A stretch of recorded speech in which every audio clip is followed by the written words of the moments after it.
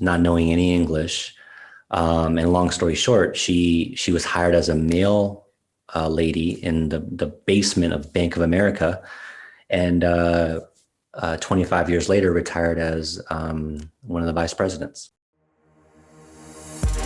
I'm Adam Walson, and for the past 25 years, I've branded and marketed world-renowned athletes, personalities, and brands. Here, we'll share lessons learned and tell stories earned. This is the Double Down Podcast. And welcome back to the Double Down Podcast. Super excited for my next guest, a really great friend of mine, a DoubleDown.Digital client, actually, as well, a father, and a hell of an entrepreneur. I'm so excited to introduce to you Fernando Restrepo. Fernando, thank you so much for joining. This is awesome. Man, thank you, man. I appreciate it. We made it happen. Yes, we did. A lot of people didn't think we were going to make this happen, but we did. We I love it. I bought a brand new microphone for this, man, so I'm ready. Well, once again, man, thank you so much for making the time. Like I said, I think I even told you how excited I was to have you join us on the Double Down Podcast. Honestly, people like you are one of the main reasons that I wanted to start this podcast. I just know so many phenomenal people in the entrepreneurial space, but not just entrepreneurs, just phenomenal people. And you're the epitome of that. Like, I don't look at you as just a friend. I look at you as an inspiration, and I truly appreciate you joining us today. Wow. Thank you, man. No, and I mean that. I'm not just saying that because this is a show and this is a podcast. I truly mean that from the bottom of my heart. Appreciate that, man. Feelings are mutual. So thank you, brother. Thank you. So for those of you who aren't familiar with Fernando, he started a meal prep service called EATnaked.LA, as you may see from the breast pocket on his shirt there.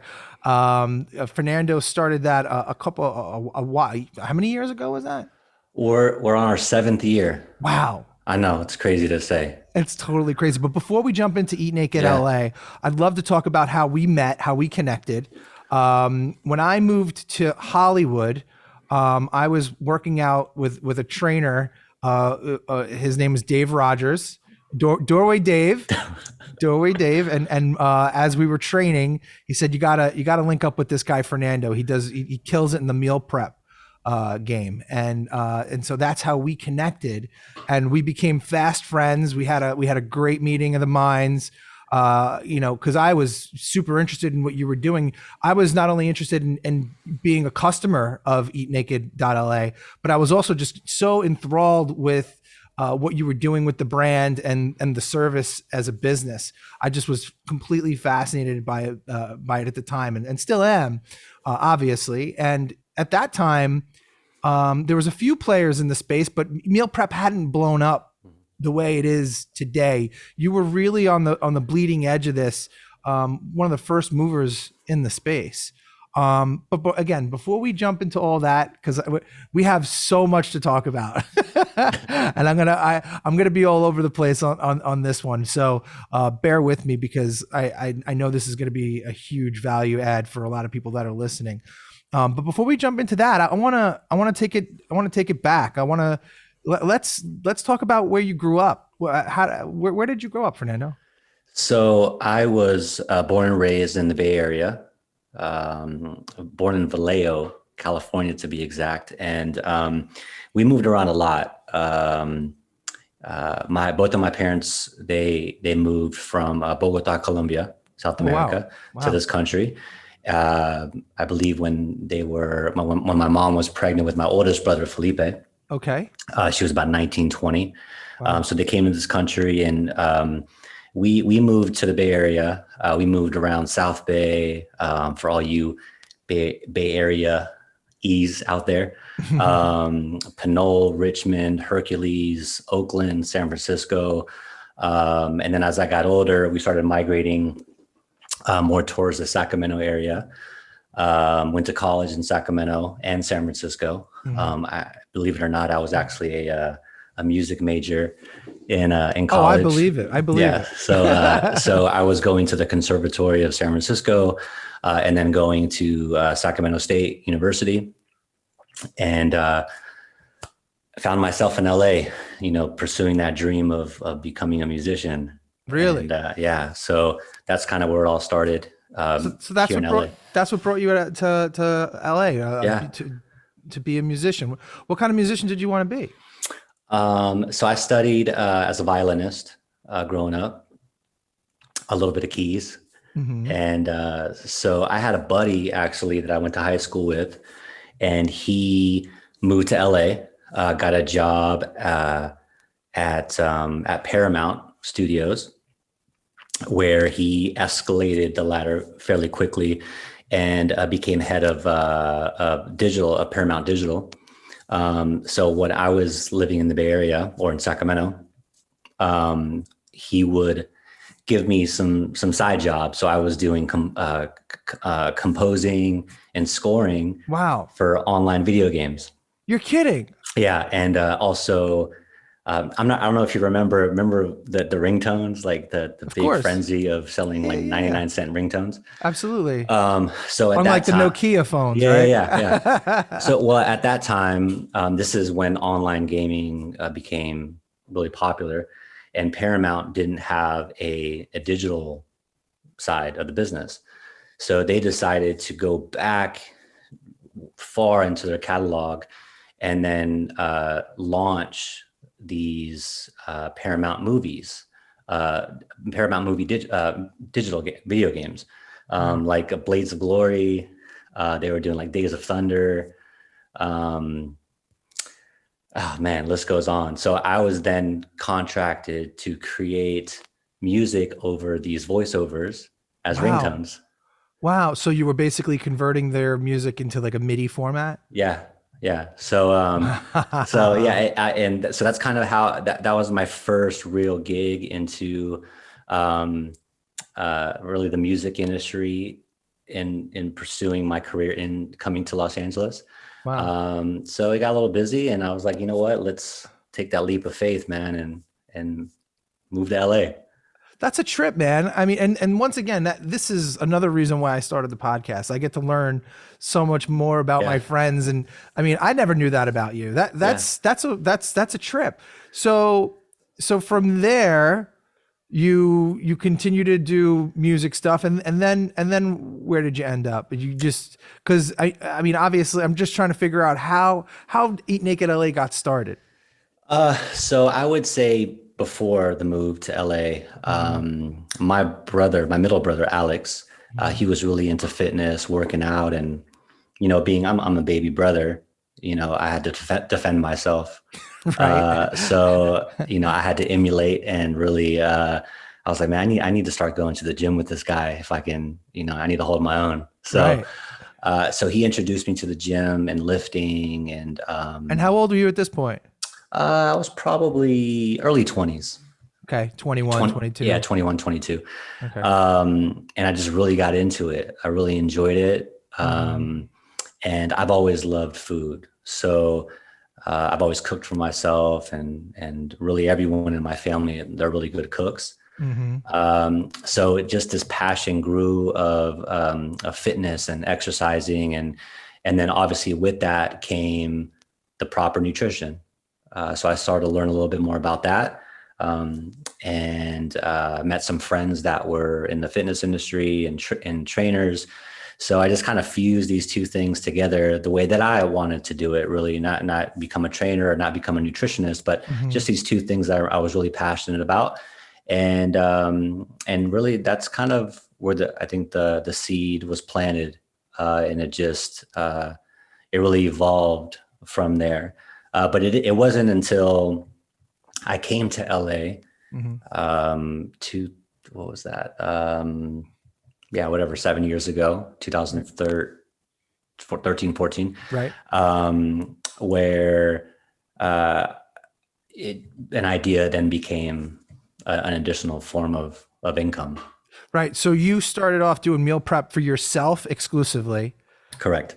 And then you had friends that were saying, hey, I see what you're doing for yourself. Can you do that for me? Yeah, yeah. I actually, I want to say if I need to narrow down the specific moment that this became more than an idea, I was on my balcony in my apartment, with with my grill. Hmm. And granted, if anyone that lives in LA in apartments, most of them don't allow you to have barbecue grills, but Right. that's just not going to happen with me. So I'm out here at 11 o'clock at night, Right. illegally barbecuing on my balcony, Uh-huh. and my neighbor upstairs was like, "That smells amazing. Can you cook for me?" Right. Okay. Right. So, and I told her really the concept behind what I was doing. So I would say every other week I would actually walk upstairs and drop off like 8 or 9 meals to her, and she Wow. would pay me. Wow. Yeah. And then that kind of grew. She recommended a friend, started cooking for her. And then again, I had buddies that were trainers, and I was cooking for them, and it just, two turned into four, 8, 10, and just Wow. slowly evolved. So this never you when you first started doing this for yourself, you had zero intention to start a business out of Oh this. no, not at all. Not That's at all. unbelievable. Yeah. Um, That's and coincidentally, around that same time, I had a group of friends. We started a mastermind group. Mhm. A lot of them were entrepreneurs. Some of them were in the corporate world, really trying to figure out what they wanted to do. How do you really pursue your passion in a career form, right? So around that time, this idea started to really evolve. And those were the guys that really helped me to take this idea and kind of put it into business form, right? Write Mhm. down what was necessary for me to scale, how many clients would I need to, let's say, quit my job kind of thing. So Mhm. that's kind of where it started to excel and became EATnaked.LA. What were you doing at that particular time? Were you still doing the music stuff? No. So when I was in Sacramento, I was actually a loan officer in real estate, Mhm. which allowed me to, in real estate, you can obviously work the hours necessary for you to, make a good living. Mhm. But then I wanted to do music. So it allowed me to do both. I moved to LA in 2007, 2008. And if anyone knows, that was the recession. Yep. So real estate just completely tanked, and I had to kind of bite the bullet, and I got a job, really my very first job. Right. Uh, and so I was hired by a company, like a marketing company. Mhm. I was a liaison between them and our executive partners. So I was there for maybe about 4 to 5 years Oh wow. doing that. Yeah. So wasn't very happy. Didn't really like the job. I've been an entrepreneur since 8 years old when I started my own lawn mowing company. Right. So that just wasn't where that was not where I wanted to be. You knew you wanted to work for yourself. Absolutely. I just didn't know what that was. Right. So, again, my mastermind group really helped me take it to that next level. Yeah, that's the thing about entrepreneurs. The thing that if you're a true entrepreneur, chances are you can't work for somebody else. That's usually a giveaway that you may be an entrepreneur. If you have a difficult time working for other people, chances are you may be an entrepreneur. Absolutely. Well, I will say this though. As much as I hated that job, as much as I dreaded just getting up and really forcing myself to go to work. Now that I look back, especially with the position that I had, it gave me an opportunity to. I was working with the finance department, with the HR department, with operations, Mhm. with payroll, all these different places where I really didn't appreciate it at that time. But Right. now, sitting 7 years into my business, Right. having to structure my business with all those, uh, these moving pieces, Yeah. it was kind of like my 4 or 5 year degree, Totally. you know? Absolutely. I So tell entrepreneurs that all the time. wherever you're working, don't necessarily, kind of just look at it as a job, right? Look at it as a networking opportunity. Look at it as a learning experience, right? Yeah. Take in everything that you can, because you never know what skill set or what you observed from your previous life, if you will, that you may be able to take forward with you into your new business venture. Absolutely. And as much of the things that I absorbed from that company, that the things that they were doing correctly, I also looked at all the things that they didn't do right, and the things that I didn't want to implement, or the type of people, that were in that company. It was a huge company. They were based out of Asia. They probably had about 30 different locations, $400 million company. So I was around a lot of different kinds of people. And, when you are with the position I'm in, I was working at a high level with the executives. I was able to kind of see everything on how everything operates. And so again, I'm very fortunate for that opportunity. Absolutely. Absolutely. Yeah. Like I said, it's, when you're in it, it's hard to see, especially if you're not happy. Yeah. It's very, very, very hard to see the forest through the weeds, so to speak, right? It's always hard to see, it's very, Daniel-san, right? Like, they go, why am I waxing on and waxing off, right? Like, when am I going to learn how to fight? Yeah. Right? That's true. It's very Karate Kid. But when you do move on and you do find yourself in these scenarios, you go, oh, paint the fence. Yes. I still find myself doing this. Yeah. Sand the floor, right? Yeah. No, it's true. It's really, really true. Listen, an opportunity, how do I put this into words? The opportunity that one is given is only going to be as great as the person that's actually given that opportunity, right? You'll take away from that opportunity or that position that you had all that you possibly can, if you're willing to do, if your eyes are open and if you're open to doing that. Absolutely. But if you're, like I said, if you're closed off and you're just kind of just hating being there, well then, it's kind of a wasted opportunity. And I learned that unconsciously. When I worked at the Nets, I didn't realize how many of the people that I was working with. I mean, just as a rule of thumb for me, I was always a very, very, very friendly person. How I am, right? Like I get along with a lot of different people from a lot of different walks of life. I enjoy people in general.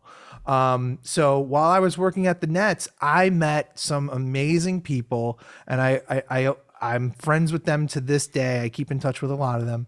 And a lot of them have gone on to do some incredible things and work at incredible places. And, in certain instances, you may be able to reach out to them for some sort of opportunity that you have in mind. So I always say, when you're going to work at a place, regardless if you're thrilled about the opportunity or not, keep your eyes and ears open and take advantage of it and take advantage. And it sounds like that's exactly what you did. Yeah.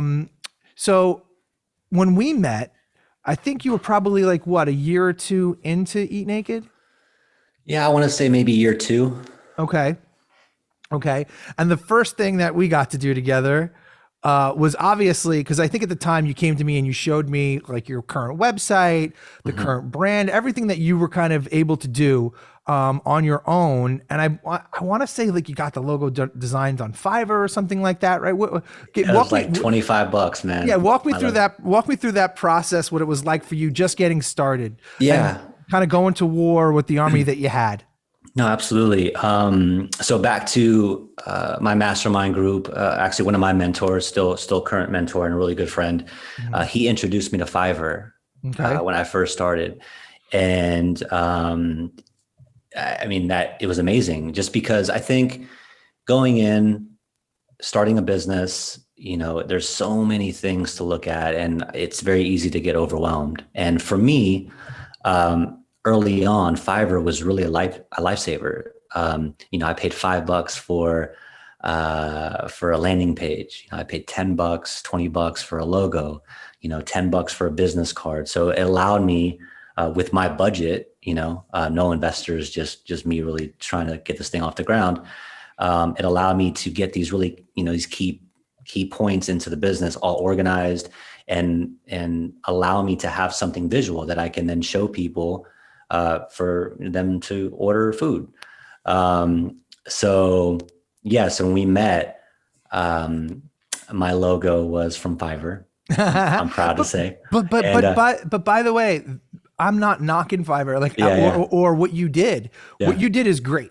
What you did is like what all entrepreneurs should do when they're first getting their business started. Yeah. I can't tell you how many people come to me like with their idea right off the bat, and they say, I have this idea, and they, but they don't realize like, hey, like if you're going to work with a real agency, you're going to pay real rates. Yeah, absolutely. Right? Absolutely. You know what I mean? And it may not be within the realm of your budget to get your business started.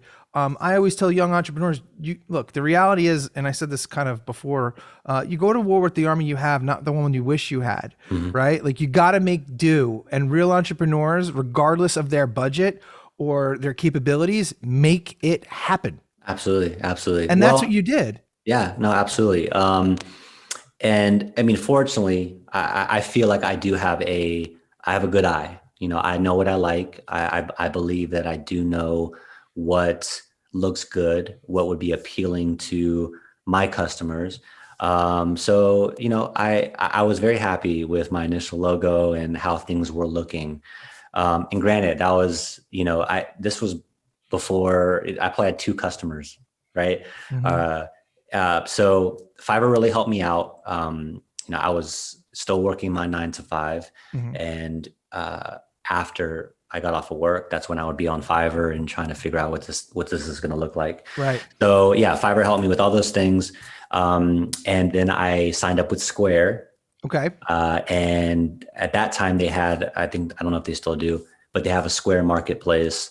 So then I was able to upload images that I took from my phone onto Square Market. Now I had my domain connected to Square. Now I can share with my customers and they can order online.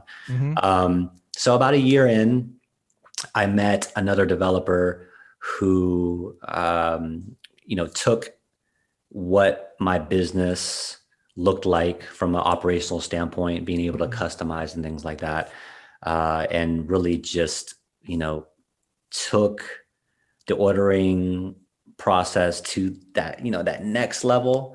I knew I wanted to make it big. I knew I wanted to make it look amazing, but I just wasn't quite there. I still needed to build a business.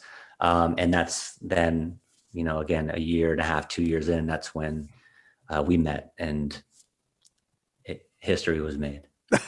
Well, I mean, look, once again, I mean, you deserve all the credit because you survived and thrived to get to the point where you can graduate to a legitimate agency, right? You were kind of just cobbling it together to make it work enough to where you could continue to grow and grow and grow and grow. Absolutely. And then you grew into, you grew into your big boy pants. Absolutely. And that's the model that I think a lot of entrepreneurs should follow, because I never think it's a great idea to start a business and throw everything, all your resources at it all at once, because what happens is it may not work out, right? Like it's kind of putting all your eggs into one basket before you've really proved out a model. What you were able to do was, all right, I'm going to put a logo together on Fiverr. I'm going to get the Square. So, you didn't spend too much money to figure out. You've created basically in the industry what's called an MVP, right? A minimal viable product, right? So it allowed people to experience your brand, your service, and your product without you getting in over your head, right? And so once again, you were able to prove, hey, you know what? I think this is going to continue to work. So no pun intended, when you came to me, you were ready to double down. Oh, absolutely. And for me, especially with food, it's let it speak for itself, right?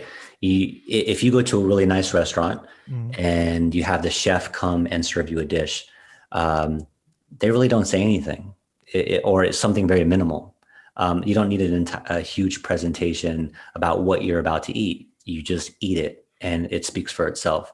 So I worked very, very hard on the quality, the flavor, the preservation, the combinations of foods. And I felt really strongly about what I was offering.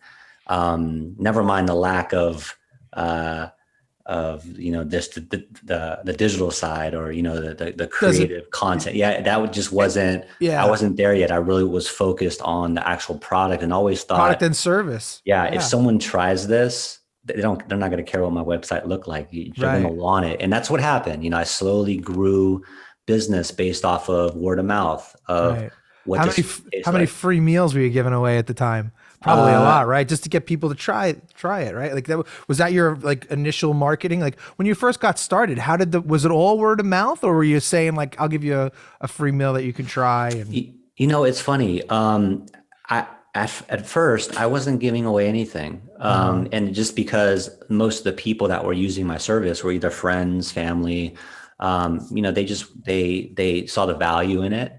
I saved them a lot of money, saved them a lot of time. So they paid for it. It wasn't until I was introduced to our mutual friend and trainer, Lifting Peanuts, Miguel. Hey, shout out Miguel. Absolutely. When I met him, he was just coming up in the Instagram game, probably had 100,000 followers, really getting into the bodybuilding industry. And I was introduced to him by a really, really good friend of mine. I remember this day because he introduced me to Miguel, and we exchanged services. He said, "Man, look, I'm in competition. If you can cook for me, I will post you on social media." When I remember delivering his food, and I probably had maybe 300 followers on Instagram. Which is good for me. I mean, I was like still just building it, and people were sharing.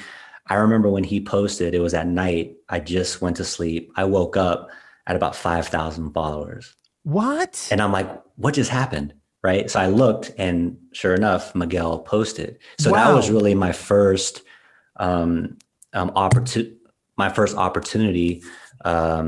with working with someone for a barter type situation. That's unbelievable. Yeah, for sure.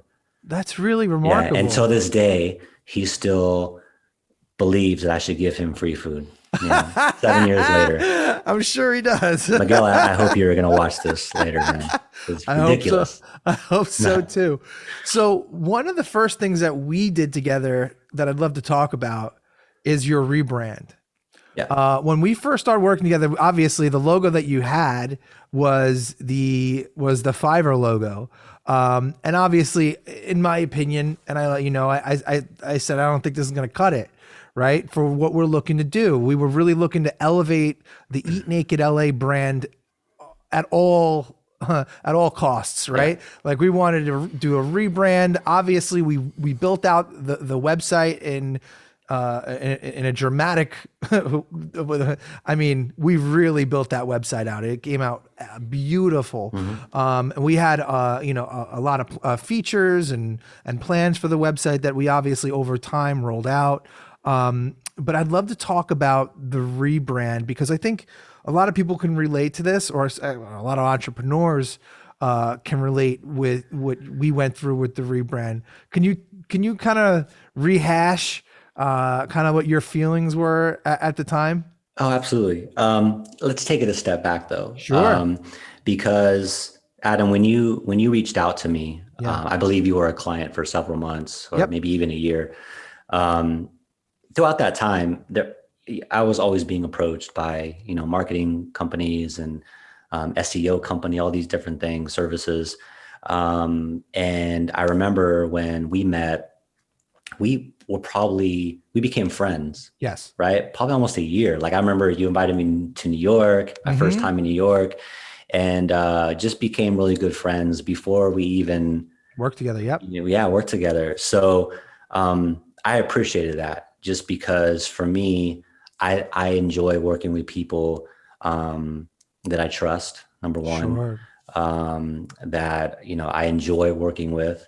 And over that year time, I feel like we really created a really cool friendship to the point of it also allowed me the opportunity to see your work, right? I got familiar with your clients and the type of work that you did and really respected your work and your team.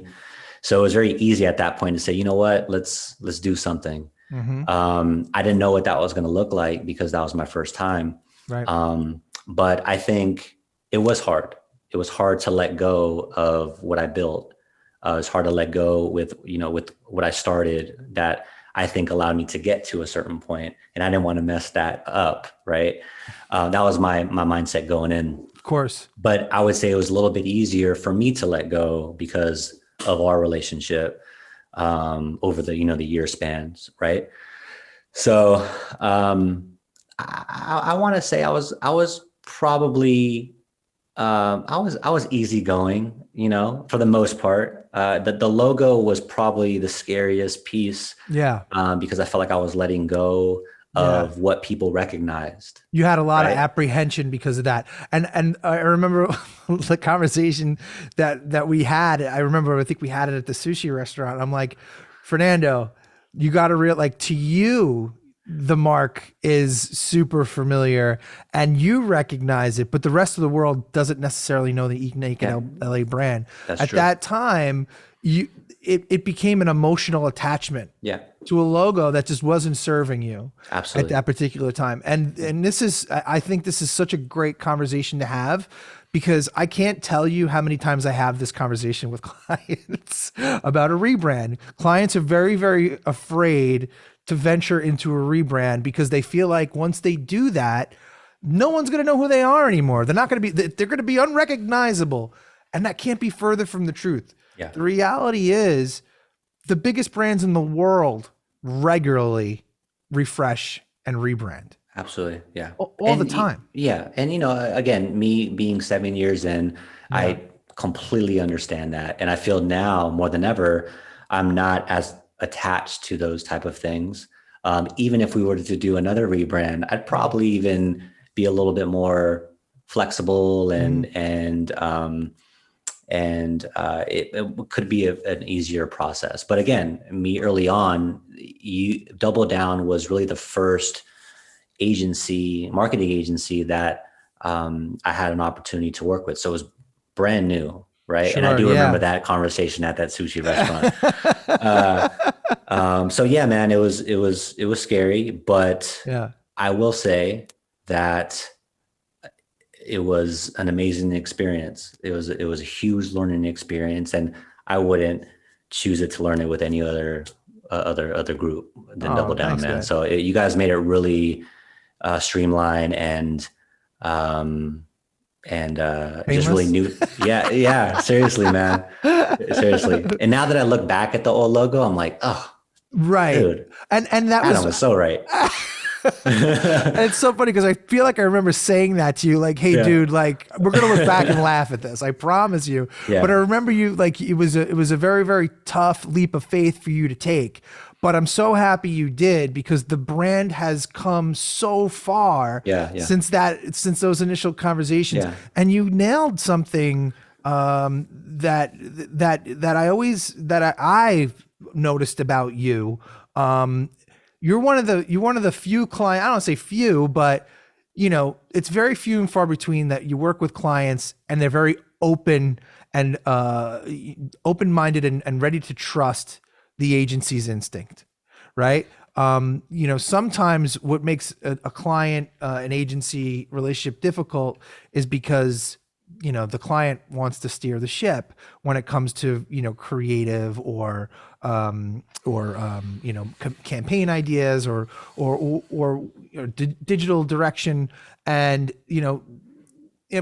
I look at that sometimes as, well, you wouldn't go and tell your doctor how to cut you open during surgery, right? It's like, listen, we've been doing this for, in my case, 25 years.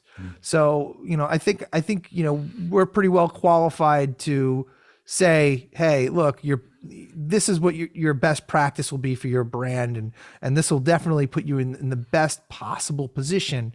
And, although it took a couple of conversations, and I was more than willing to have those conversations with you because I knew and I believed within my heart that this was the best direction for you to go. I mean, we had a lot of great logos. I thought the hardest part for you was going to be picking the logo that you liked best, because I believe we had 3 really strong options. But it didn't matter to me which one you went with, because I knew regardless of which one you went with, it was going to be way better than your Fiverr option. Yeah, absolutely. No, I mean, I completely agree. I think as any entrepreneur in any type of business, when they do partner with a company like yours, it's really important to step back and allow for that company to do what they do. Right. And I would say I had that mentality early on, as I do now.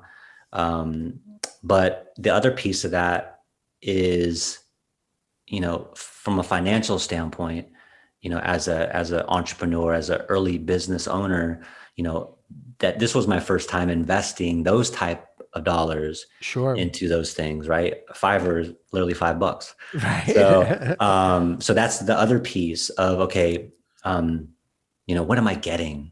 Right. Like, do we share the same vision?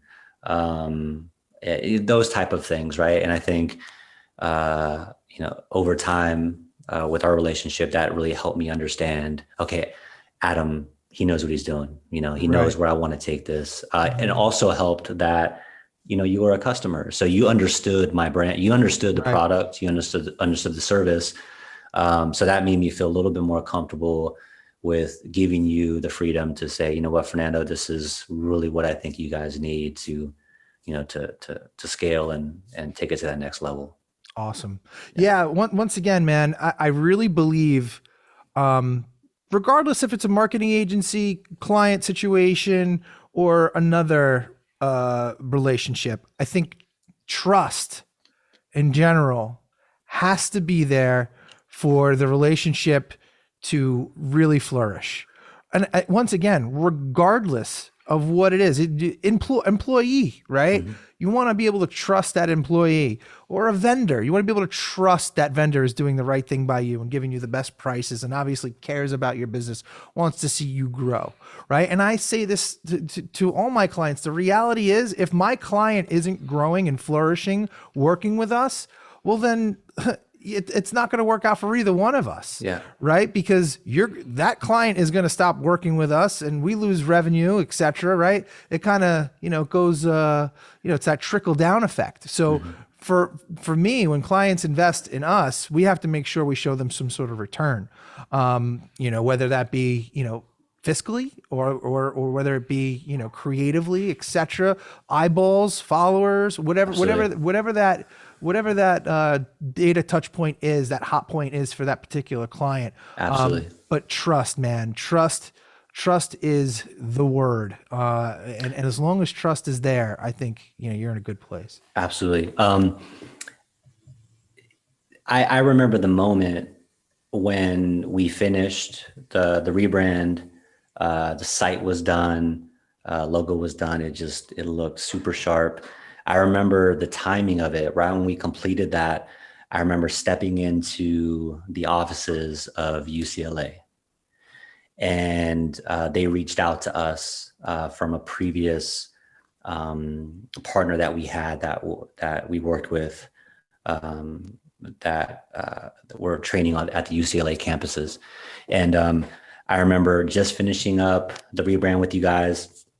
I would say maybe less than a month later, I'm walking into the UCLA offices with this brand new design, right? This brand new brand, these labels and these new products. And I just remember the feeling of, yes, we did this right, because awesome. I had the confidence going in, knowing that my brand looks amazing.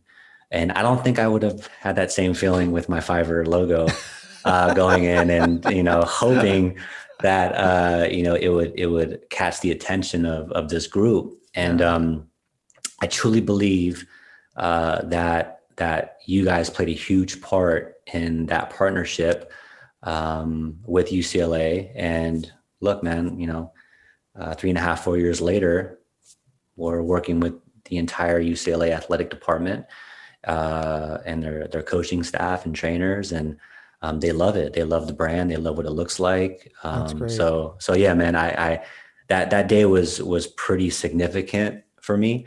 And that timing couldn't have been better. Isn't that wild how once you really feel great about your brand, it gives you a whole new level of confidence in going in and selling and selling through. Yeah, man. It's funny because I used to take my business cards and tape them on top of our lids. That's where I was, dude. I love that. But I love that. That's great. That's so great. I mean, just doing anything I could to try to make this thing look cool. And that was right before my UCLA partnership. So you guys really saved my ass. Oh, no, dude. Listen, we certainly play. I like to think we played a part, but I mean, that's all you, man. I mean, you're the driving force between EATnaked.LA and there you're the only reason it's successful because of your drive and your passion. So I'd love, obviously the brand has grown significantly since we started working together. Tell me about your customer base. Who is a typical customer for you? Oh, that's a good question. And I do. You only ask good questions here. Well, you know what? That's an interesting one because I feel like as time goes on, it gets more difficult to answer. Really? Yes, because as soon as I think that, there's a group of people or demographic that we just haven't cooked for, an opportunity comes. A perfect example is we just partnered with the professional Los Angeles rugby team. Wow. I didn't even know Who knew they existed. Yeah, right. So it's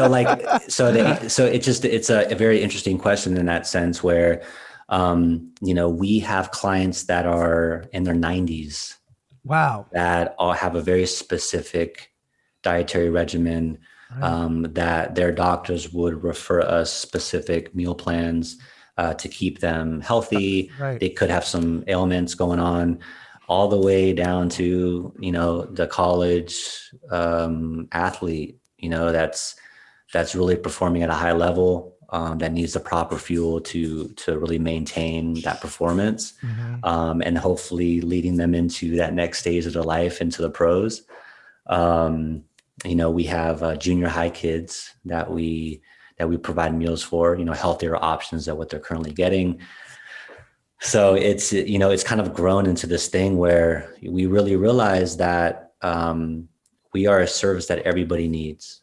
I don't, we obviously have marketing campaigns. We drive specific, messaging to different groups, but for the most part, man, it's that we try to really be a brand that is for the masses, for really anybody. And that's, I truly believe we don't have a customer that, doesn't fall within there's no typical customer profile. Yeah. There's your customers literally come from all walks of life. Absolutely. But we do position ourselves to be a healthy lifestyle brand, right? Clean eating, organic, just, real food, so that's really what our angle is. You hit on something while I was asking you this question, which is, people that have specific dietary needs.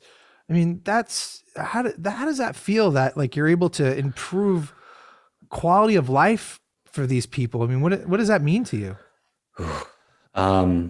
We've been fortunate to work with some amazing organizations, professional athletes, actors, actresses that everyone knows. That's all great. But I would say the most impactful moments and, and stories that I have are from people that were just going down the wrong road with their health, and their nutrition, to the point of death. And we were able to really take them out of that darkness, get them on a plan, completely change their lives. I mean, we have several customers that have lost 100+ pounds. Wow. That would come to my store and give me the biggest hug and cry. How would I can't even imagine what that feels. I mean, obviously having a successful business is a reward in itself, but then, like I said, to change, you're literally changing people's lives. Yeah, man. Yeah. It's, I'm very fortunate to provide this kind of service, to people. That's why we do what we do, man. We help a lot of people. We try to help as many people as possible, educate them on the proper nutrition. Right. Early on, we were working with hospitals, specifically doctors that would refer us patients. Wow. So early on, I got to learn about, what type of diet should someone with cancer be on, or that's diabetic, or Crohn's disease, or all these different ailments. So I got to learn those things directly from doctors, which was, I thought, a really cool opportunity. Like, that's a kind of the inside look at information that is really valuable. So fortunately, we had that opportunity early on, and that just always stayed with us. And we work with doctors till this day. That's amazing. I don't know if I'm sure you remember, you created the digital for that voicemail that we received, right? That's a client of ours. His name is Kevin. He's been with us for several years, but I remember talking to him. He calls me and just really, I think he just came back from his doctor visit. It was super bummed out. His levels were off, high blood pressure, cholesterol, overweight. And I remember he joined EATnaked.LA and was just committed. He would get his food every single week, lost 70 pounds, started exercising. So then he called us. I unfortunately was away from my phone, but fortunately he left that message. Hi, this message is for Fernando. This is Kevin. I just want to tell you the great news. I just got off the phone with my physician, and all my numbers are so much better than they used to be. I'm a diabetic. I have diabetes too, and I recently changed about 3 months ago, starting to eat your meals. And my numbers are perfect for my diabetes. My triglycerides have gone down. I lost 36 pounds, and my blood pressure is perfect, and everything's perfect. And I've been trying to get a hold of you to tell you this on the phone in person, but I just wanted to leave you this message. And she even asked me for the name of the company that I get my food from, because she wants to recommend it to her other patients who are struggling with the same issues. So I want to say thank you so much, Fernando. It really means the world to me that I've been able to eat the EATnaked.LA meals. Yeah. And it talked about his doctor visit, how amazing it went. And he actually ended up getting his dad on, which was like, he was 80 years old. Wow. And he had ailments, but got on our food and started feeling great, started running, all these different things. And that's really, man, that's the real perk of my job. So you mentioned education before about dietary needs, et cetera. We are coming up on the new year, I guess, depending on when you're watching this.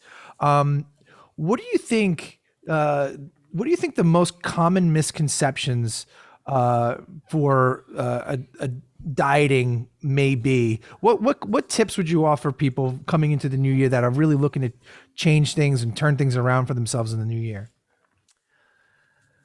Well, I would say that you're right. There are a lot of different type of diets. There's a lot of, I think, misinformation when it comes to what people should be eating, how much they should be eating. We recently hired a dietitian that's on our staff that really answers a lot of those questions. I learn a lot from him when it comes to that specific question. The truth is everyone's different, right? Everybody's body is different. So I'm not the guy that's going to say, do paleo, or whatever it may be.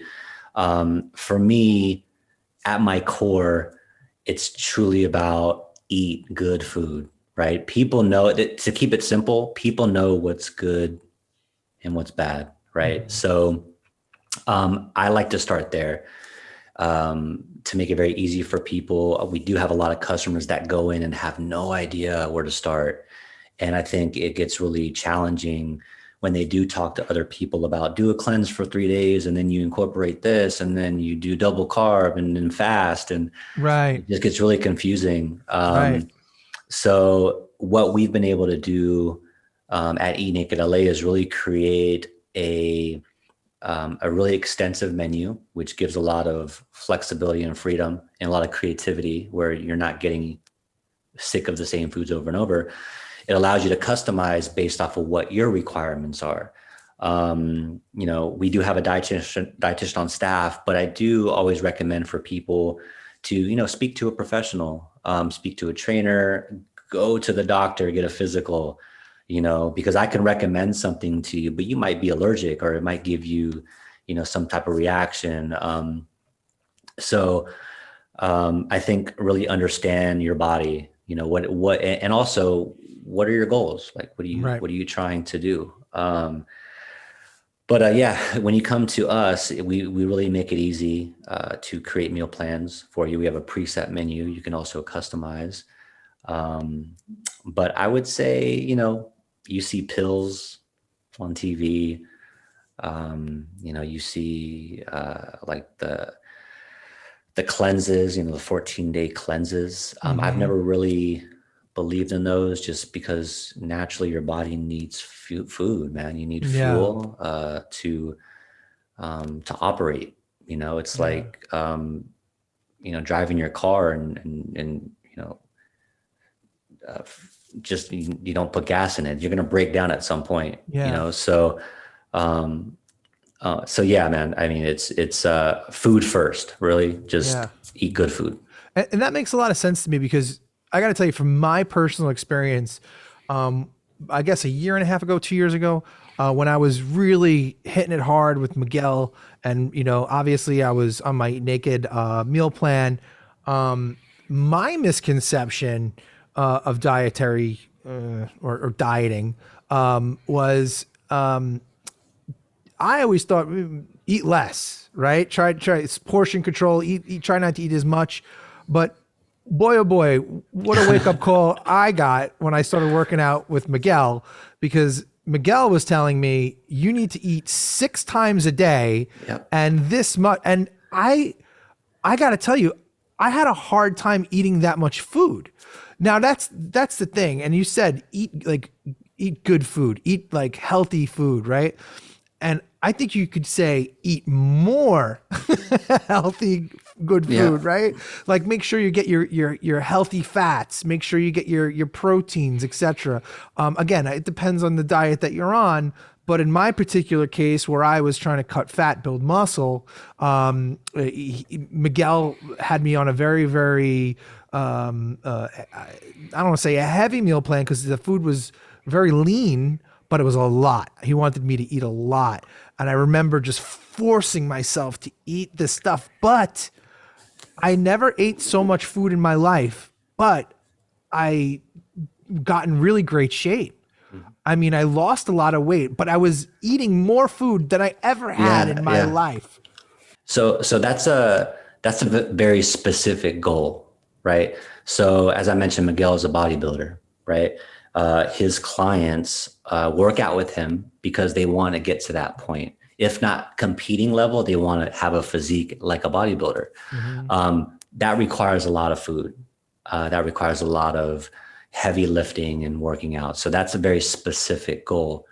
And yes, it requires a lot of work. Some of it you dread some days. It could be the training, could be the amount of food. But then on the flip side, you also have, again, just someone that could be overweight, from a unhealthy standpoint, cholesterol, maybe pre-diabetic, those kind of things. And, they wouldn't jump from that to then 6 meals a day lifting heavy. Like, it's a gradual progression to get to that point. So I would say before that, you do want to get in the habit of eating greens, right? Healthy, lean proteins, good carbohydrates, stepping away from the fast food and the sodas and things like that. So there is a medium, there's an in between and all that. For you, you weren't unhealthy, right? You're a healthy dude, you're still young, you're active. So meeting Miguel and getting to that type of regimen, that would make more sense, right? But like a Kevin that I was referring to, my client, right? He'd probably pass out day 2. No, I mean, I'll tell you this right now. I mean, if I went from not doing anything to going to work with Miguel, I would have passed. I wanted to pass out day 1 with him anyway. What's going on, bro? What's going on? Oh, it's leg day. Well, that's it. That's, I train with Miguel 4 days a week, and I feel like I'm in great shape, but there are days where I want to pass out. So I'm telling you, I mean, I had been working out 3 or 4 months before I decided to really step it up a notch and push myself with Miguel. So I was already conditioned. I was running every day. I was pretty well conditioned. I wasn't in bodybuilder shape per se, but I was ready to start. Yeah. Right. But the daily mile, right? Yes. The daily mile, daily mile, which what a great challenge. But I got to tell you, it wreaked havoc on my back from all that running every day. So for those who are listening and don't know, I did a 90-day challenge where I ran a mile every day for 90 days. It sounds like it's not that much, but when you got to get up and do it every day, your legs are sore every day. And I remember what happened to me was I was laying down one day and I started getting like numbing in my leg. And this was during my challenge. I'm like, what the heck is that? Right. And it was like right at the end. It was right at the end of the challenge. And I'm like, oh man, I think I have like sciatica, because I looked it up. Dr. Google tells me I have sciatica. So it wreaked havoc on my back. So I don't recommend doing that.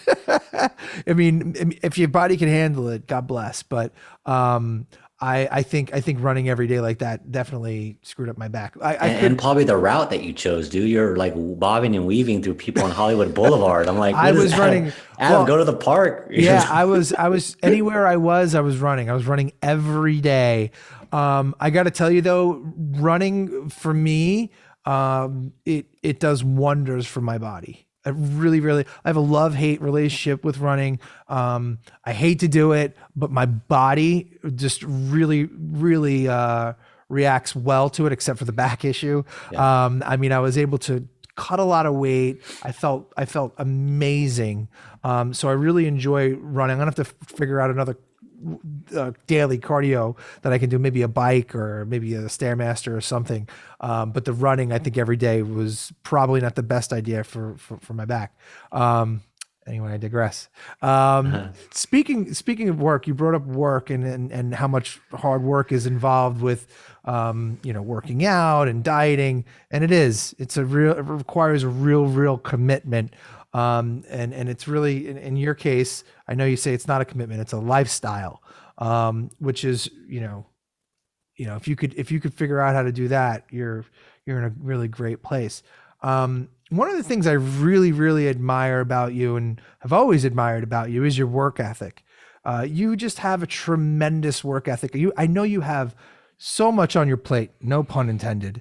You have Eat Naked LA, and you've recently started up another business, which we'll chat about as well. And you started up a beverage, and you're also a father, which we didn't touch on here.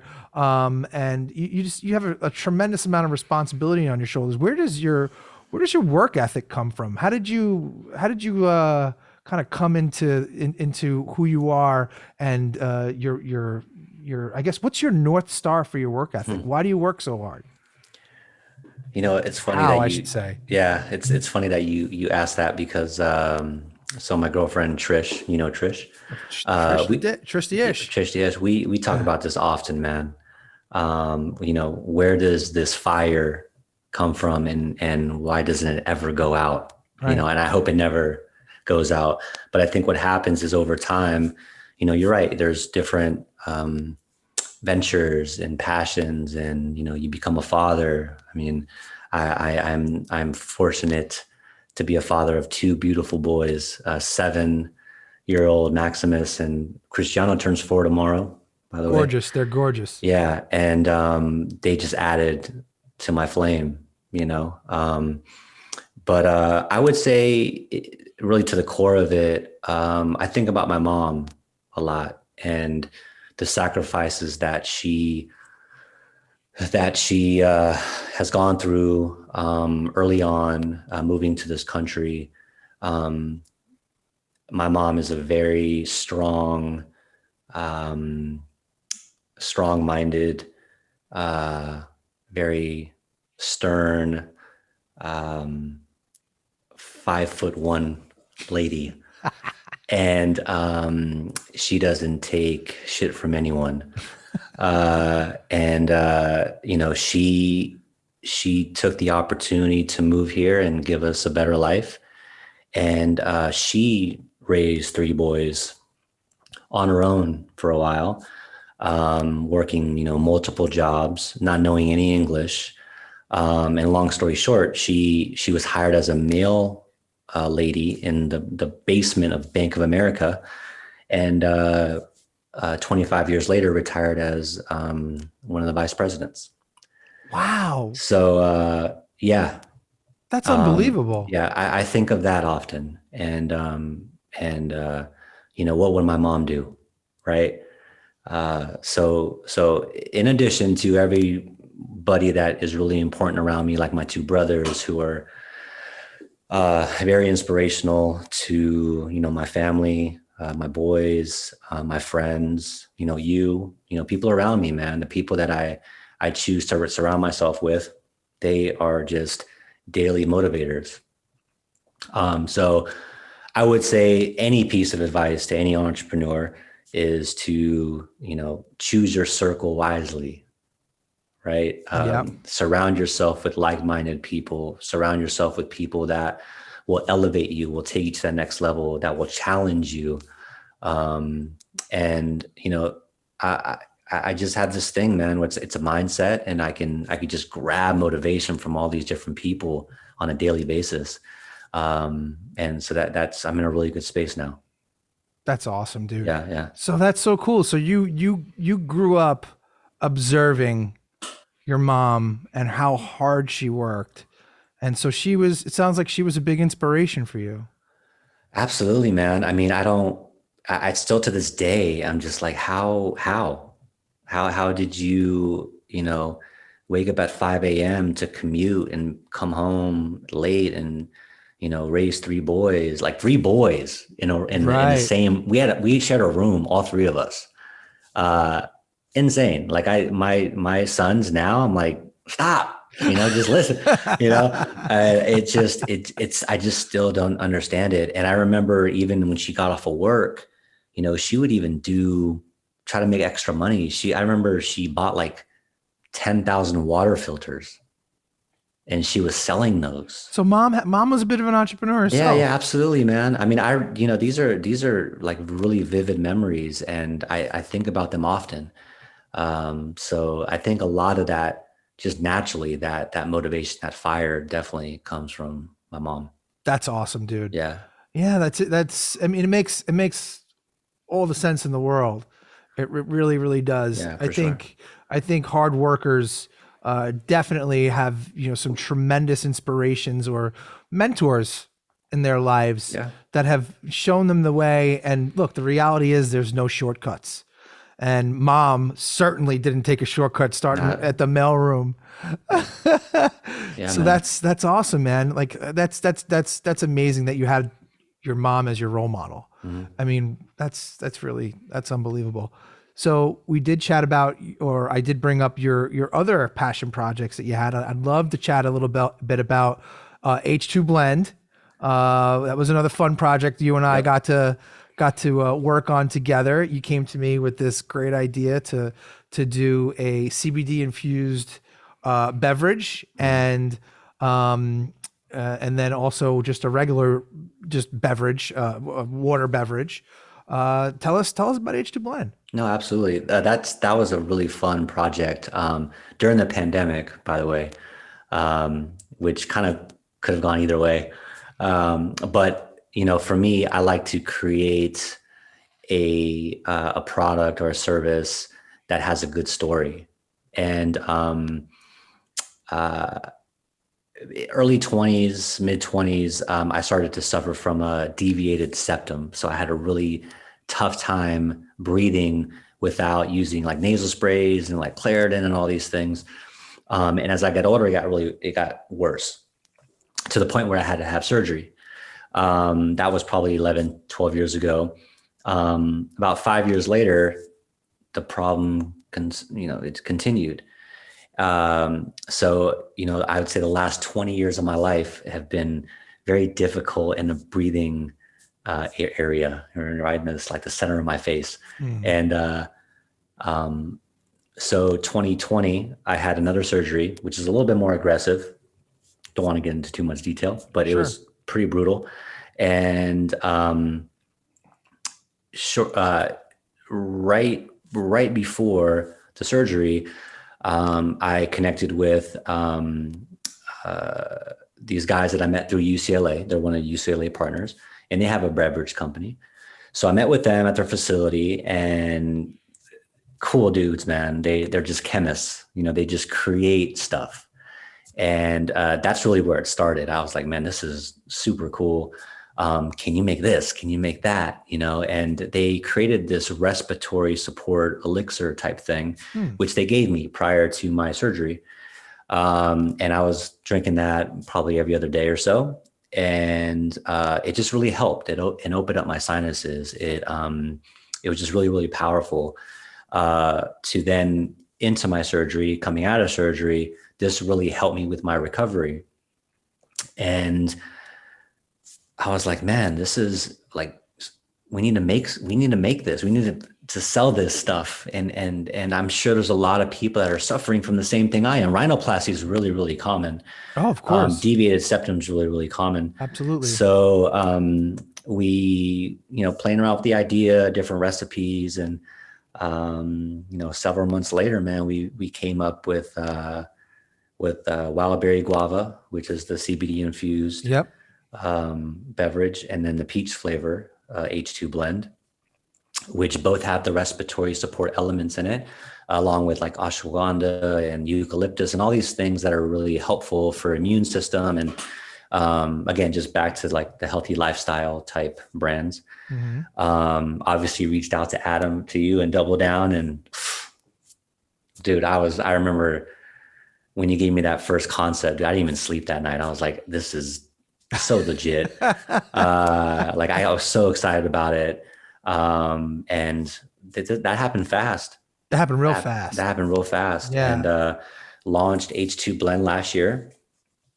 And it's been great, man. Just really introducing the product to people. And the great thing about H2Blend, which I'm really happy with and just really excited about, is we've been able to position it with our current EATnaked.LA customers and our partnerships. And it's a natural. It's really cool. It's just a really cool add-on to what we're already providing with EATnaked.LA. So love it.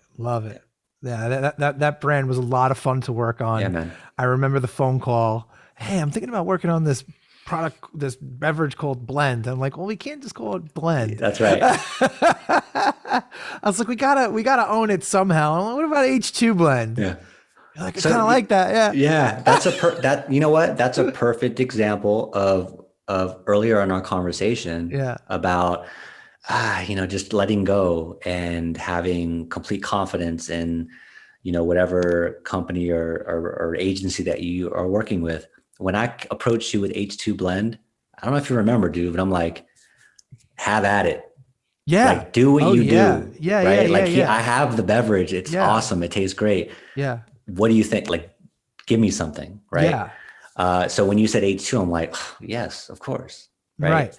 And I Right. remember your first concept of the image of the bottle. I'm like, oh, Adam, this is fire. Yeah, we did a few different concepts for you, and they were all really, really sharp. Yeah. But I knew that which one would be the clear winner, and that was the one that you ended up picking. Yeah. But I remember especially with the name, and again too. I mean, it's so funny. Whenever I have these conversations, like my mind goes in a billion different directions. So I remember vividly having the phone conversation with you, and you were like really, really excited about this new product and this new beverage. And again, you had the word blend. You had the word blend. And I'm like, well, if we're going to do blend, it's going to be very, very hard to own the word blend. Right. So I said, we have to put something in front of it or behind it or around it, whatever. We're going to have to come up with something. And so literally the first thing I said was H2Blend for water, obviously H2O. Right. And you got on the phone with your lawyer and you said, hey, do you think we can own this? And the lawyer was like, yeah. And I was like, exactly. So, but this brings me back to like, why work with an agency, right? Or at least people that know what they're doing. It doesn't necessarily have to be an agency, but work with somebody who understands branding, right? Because you're going to save yourself a tremendous amount of headaches in the long run, right? Like when the second you got on the phone with me and you were like, yeah, like blend, it's going to be great. And I'm like, I love the name, but we're going to have to own it somehow. You're going to have a very hard time owning the word blend, especially when it comes to trademarking it. So that's inherently what you pay for when you work with an agency. You're paying them, in my particular case, for 2.5 decades of experience in doing this stuff and understanding and saving you, right, from going down a path that you're going to have to undo later, right? Which I call the dumb tax, right? And I'm not calling you dumb by any means. I'm just saying we all pay dumb tax when we start up a new venture and we don't necessarily know what we're doing in that particular industry. So we're learning. I call that the dumb tax, right? So this would have been a very large dumb tax for you to pay if you were like, I'm going to go with blend, right? Because ultimately you probably would have got a cease and desist or who the hell knows, right? But, we had a great conversation, and inherently, because of the relationship that we've already had with EATnaked.LA, you trusted me, right? And you were very, very open and receptive to the ideas that I was putting before you. And that's why we've been able to work so brilliantly together. And it's been extremely rewarding for me. Like I said, there's nothing better than working with a client in my industry there's nothing better than working with a client that inherently trusts you, right? That to me is the ultimate sign of success. For sure. That I'm doing great work, right? And it's rewarding because it's fun, right? I get to work with you, give you great work, and it's satisfying for me because you're trusting me with your baby. I don't take that lightly. I don't take that lightly for any of my clients that I work with. Whenever they trust me with their baby, trust me, I'm going to watch after that baby like it's my own. I always do. And that's why we've been able to work with the clients that we've been able to work with because, inherently, like I said, we treat these brands as if they were our own. Absolutely.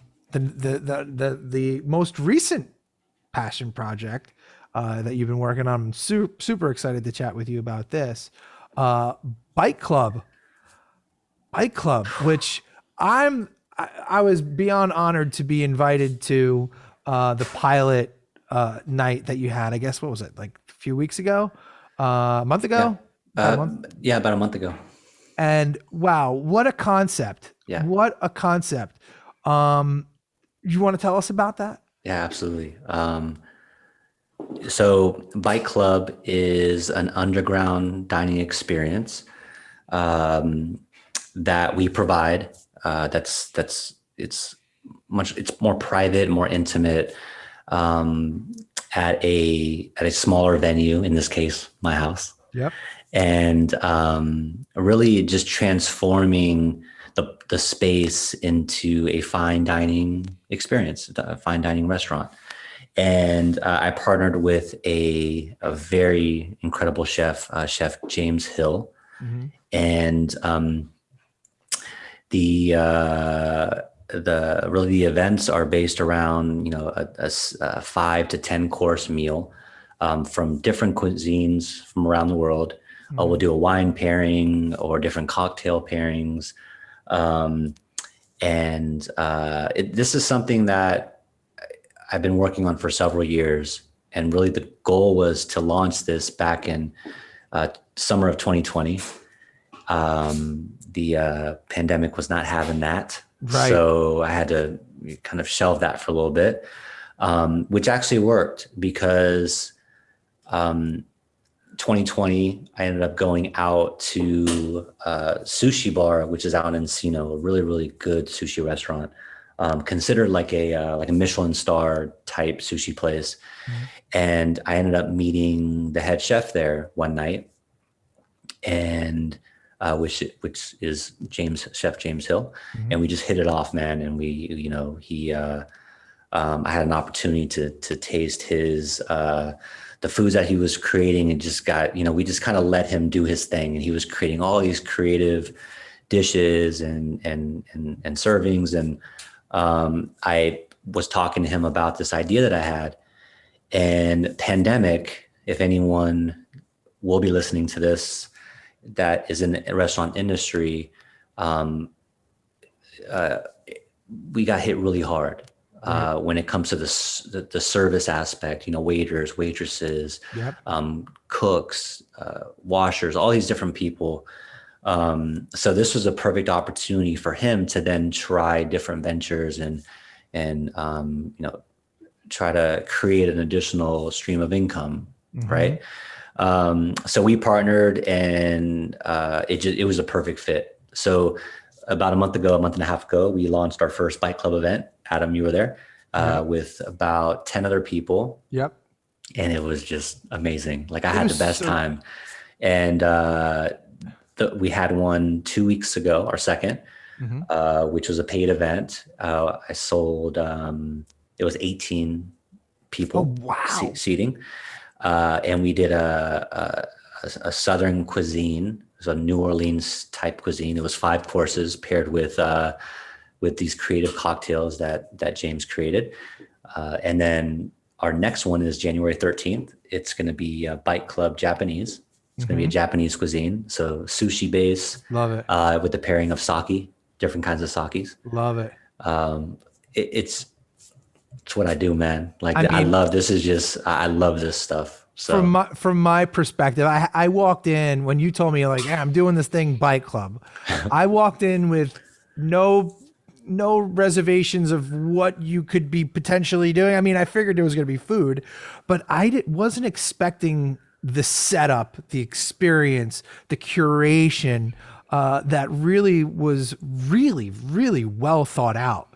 I mean, I walked in to your place, and the first thing I see is Chef James plating all the dishes extremely intentionally, right? And these plates looked beautiful. Not only did they taste wonderful, but wow. I mean, it was like a true fine dining experience. Absolutely. In your place. And you even went ahead and set up your place like as if it was like a really like a 5-star restaurant. I mean, you had the heat lamps, you had the candles on the table. I mean, there was even a woman who came out, was like, in a sense, my waitress, I guess, but not really. Well, I wouldn't say she was a waitress because she was kind of even educating us about the plates and obviously the wine. I think she was a wine sommelier. She studied wine. Yes. Yeah. Because she really knew a lot about wine. Yes. And she even told me I was doing a faux pas. That I was, I got red wine, and I shouldn't be pairing my red wine. But she said, "Listen, there's no rules when it comes to drinking wine. Whatever you like." And I was like, "Oh yeah, I wanted red wine." That's part of the experience. I mean, that's what we want to provide. We want to really emulate the fine dining experience, but make it a little bit more casual and friendly and intimate. And for me, there are two true things that bring people together in my perspective. And that's music and food, those two things. And that's why I've I do both, right? I agree. love things that it's like another language. It brings people together.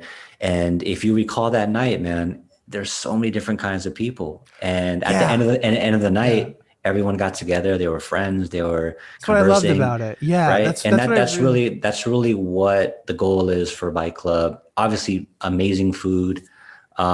We want to serve dishes that you normally wouldn't get, or that you're not really accustomed to having. Right. This next Bite Club, you probably won't know any of the foods that are being served, and that's the point, right? But ultimately, really just getting a good group of people together. And granted, COVID is here, and I really can't wait until that starts to die down, where we're able to be a little bit more intimate and have a communal table.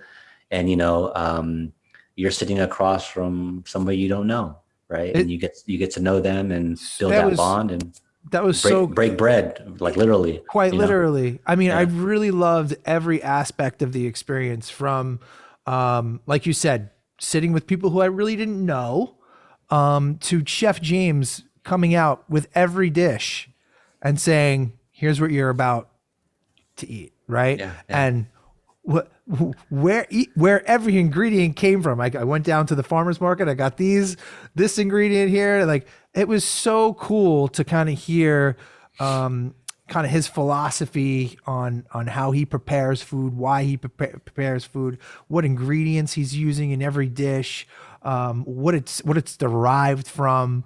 I mean, it was such a different experience. And I really loved at the end of the night where everyone got to socialize and really get to know each other. It was highly curated, which I just thought was such a cool thing. And I was just blown away by what you and Chef James were able to put together, and whoever else helped you put it together.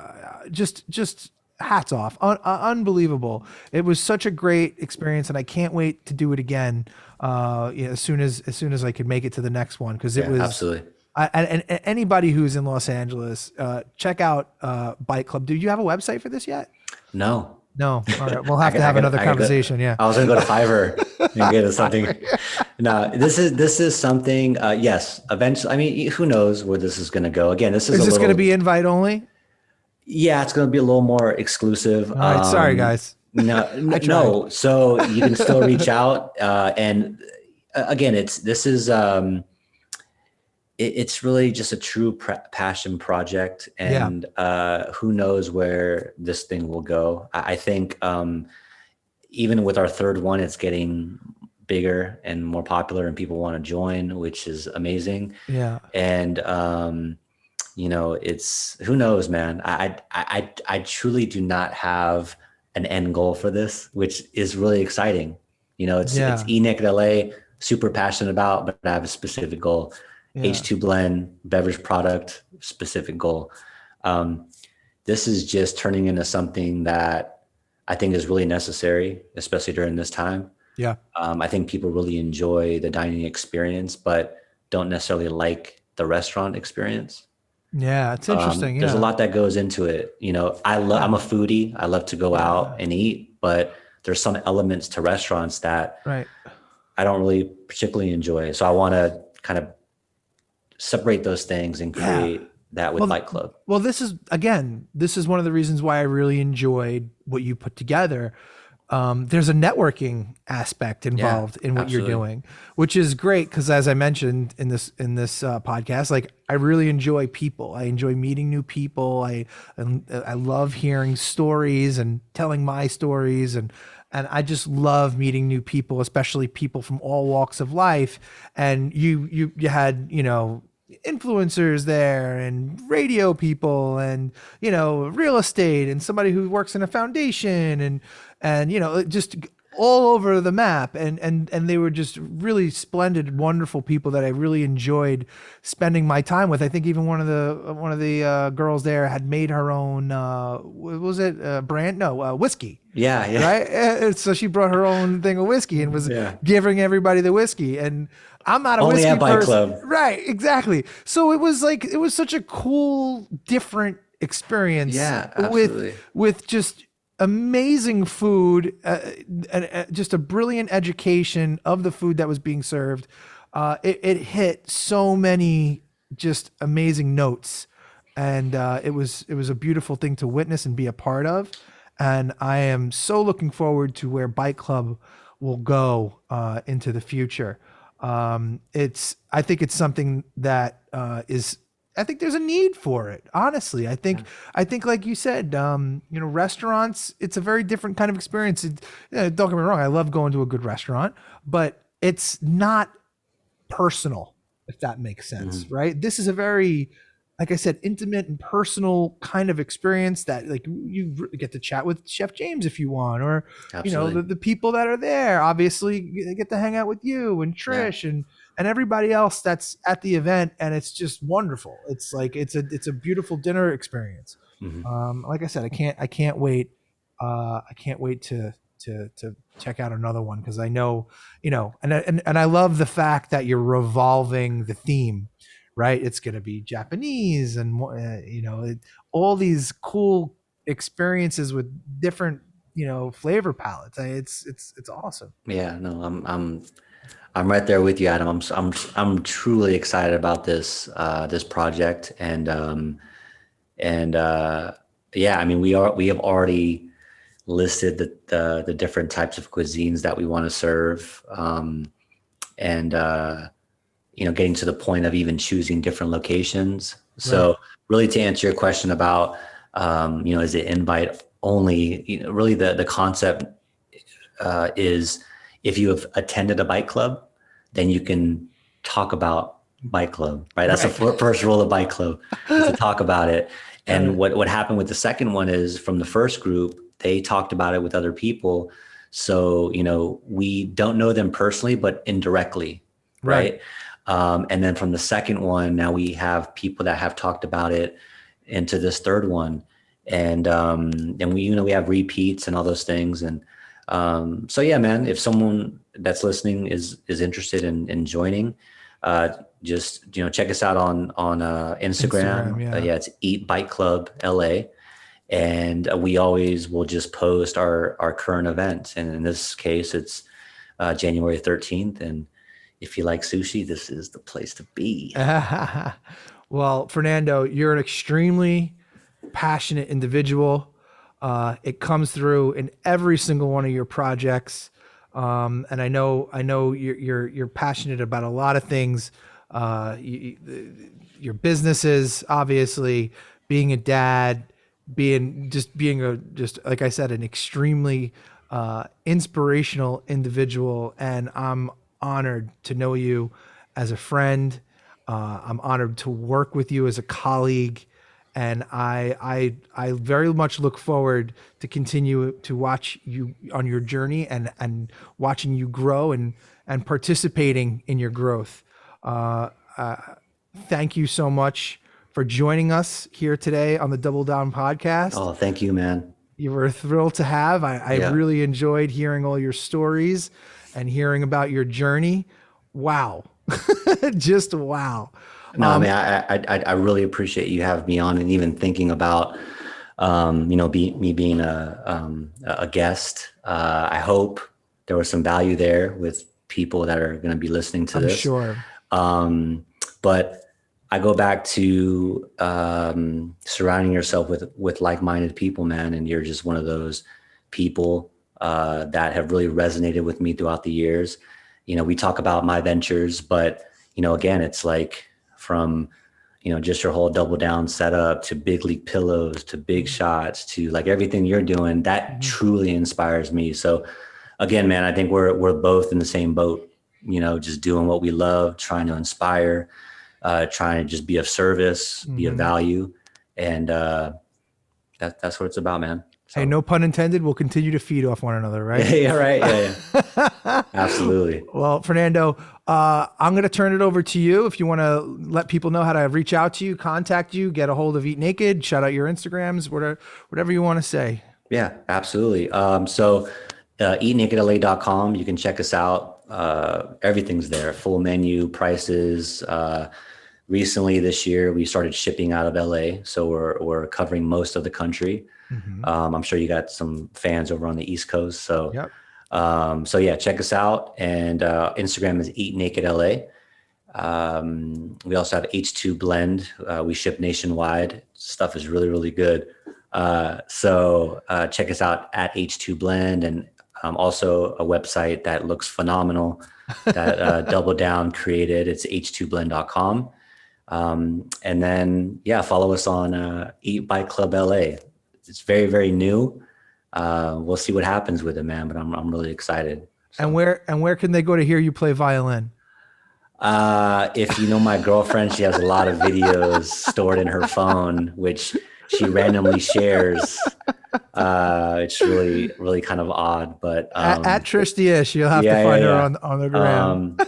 Man, I don't know. I'm just I'm a pretty private musician, I guess. So. I know, but you're phenomenal. It's unbelievable. Yeah, maybe one night when I'm feeling myself, I might post a violin. I felt cute. Might keep. Right.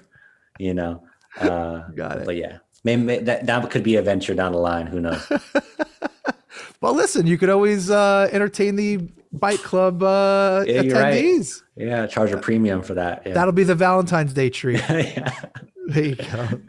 Well, all right. I think that wraps it up. Guys, thank you so much for joining us on this edition of the Double Down podcast with my great friend, Fernando Restrepo. He is, like I said, just an unbelievable individual. And I really hope you guys have enjoyed this episode. And also, on another note, I just want to say thank you so much for the positive feedback we've been getting on the podcast. It's really amazing. And I'm having a blast doing this, so I look forward to continue to bring you guys really interesting individuals, such as my good friend Fernando here. And thanks for joining, and we'll see you on the next one. See you guys later. Bye-bye. Peace.